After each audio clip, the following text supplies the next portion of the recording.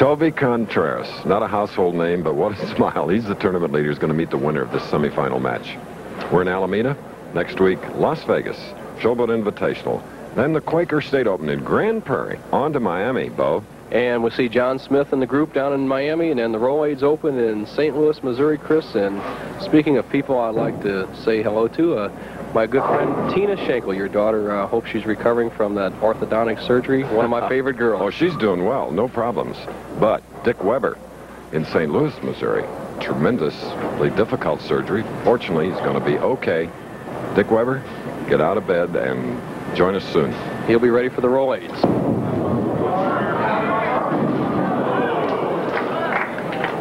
Palmer Fahlgren wanted them all, leaves the 2. Palmer just missed to the right. He analyzed that stroke. He was trying to hit about the 8th board out there. He hit the 7th. The ball went wide. Almost leaves the 210. The ball nicks the head pin, and we call that the PBA washout. The 210 or the 2810 gets a break, has an easy spare.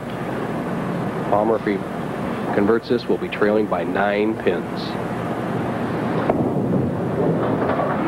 And it's getting late in the match. The semifinal. Parents watching, and this is the big pivotal match, because if you get into the final match, the least you can earn is $12,000. If you can win it, $23,000. There you see his career earnings.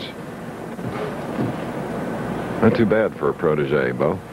Almost $250,000, but has a good business going. I think he's happy with what he's doing. Bowling part-time, he's bowling better than ever. Still has a chance to win this match.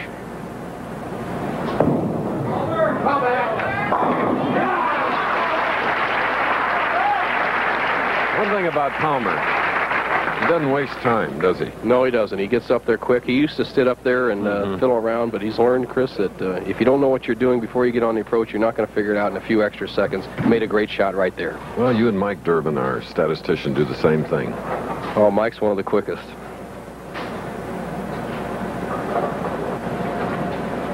Tap has a 3-bagger, 8th frame.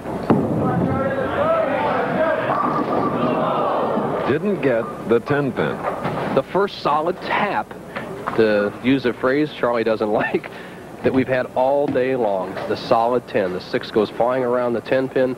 That's the first time the players have hit the pocket solid, where it's a apparent strike ball and did not come away with a strike.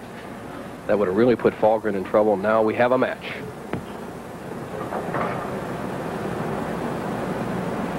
He's way over, practically leaning against the approach. Cross lane now for the 10.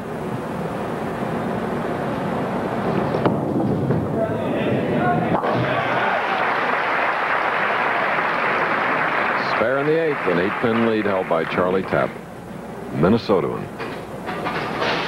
Scoreboard tells the story. Tapp going at a 2:24 pace.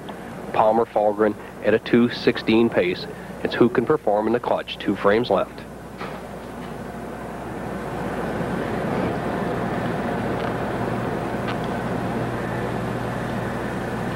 What a story in the 4 and 5 record. 2nd, 3rd, 4th, just couldn't get the victory.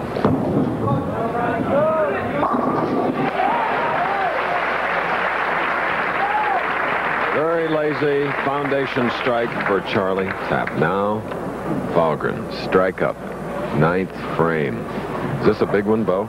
To take the lead, Palmer can put the pressure on Charlie Tapp. Needs this to take a 2-pin lead.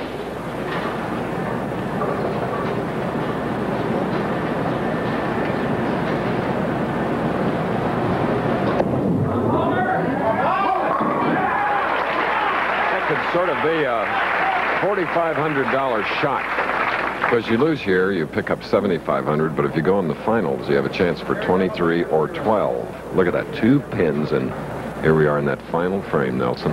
Palmer's at his best, Chris, when his back is to the wall. He is a very funny personality. When he has no chance, he kind of throws in the towel. When he's leading, he gets lackadaisical, as he was in this tournament. But when he's pushed hard enough, the best comes out in Fahlgren. Right now, he can take a 12-pin lead by extending that double to a turkey, 10th frame.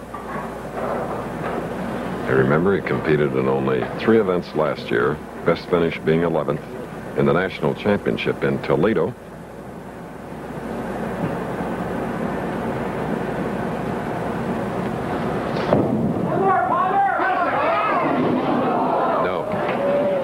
Chris, this sets up a possibility of a tie with a conversion right here and a strike. Palmer would have a 224 game. Spare strike in the 10th would be 224 for Chuck Tapp. Anything can happen. But they're sitting right in position for a tie match, which would initiate a 2-frame 9th and 10th roll off.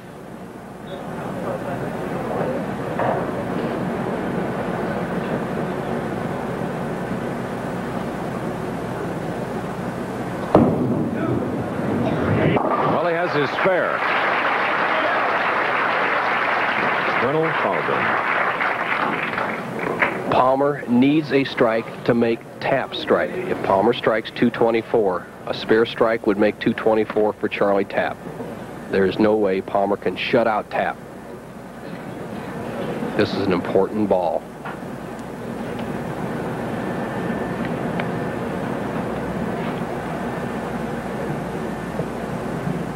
Smart move, getting his thoughts together, plus making Charlie Tapp wait a little bit in a crucial situation.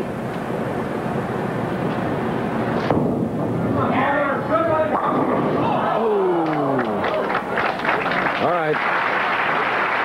10-10. A 223 for Palmer Fahlgren. Let's get a reaction from Palmer. He knew he threw it well. Can only be happy with that shot. He threw it well, and that's the most important thing. If he had got a strike there, we would have forced Tapp to double to win. Right now, Tapp needs spare strike to win or a strike on this ball. If he opens, Fahlgren wins.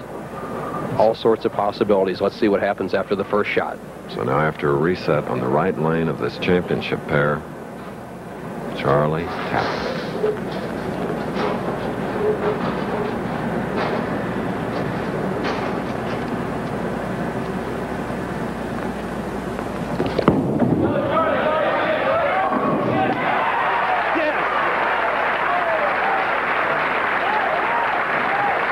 Charlie Tapp with a big previous game, shooting a 279 against Butch Soper's 212. Here against Palmer Fahlgren's 223. Charlie Tapp got tapped in the 8th frame where he could have put Fahlgren out of the woods. There in the 10th, in the most crucial situation of the match, he got his best break of the day. He tripped the 4-pin out with a 2-pin. All he needs is a good count, and he'll go on to meet Toby Contreras. What an exciting young man coming up in the next match.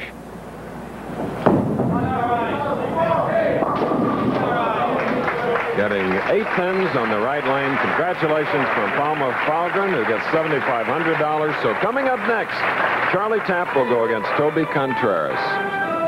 The Professional Bowlers Tour will continue after this message from one of our sponsors and station identification. Here we go now with the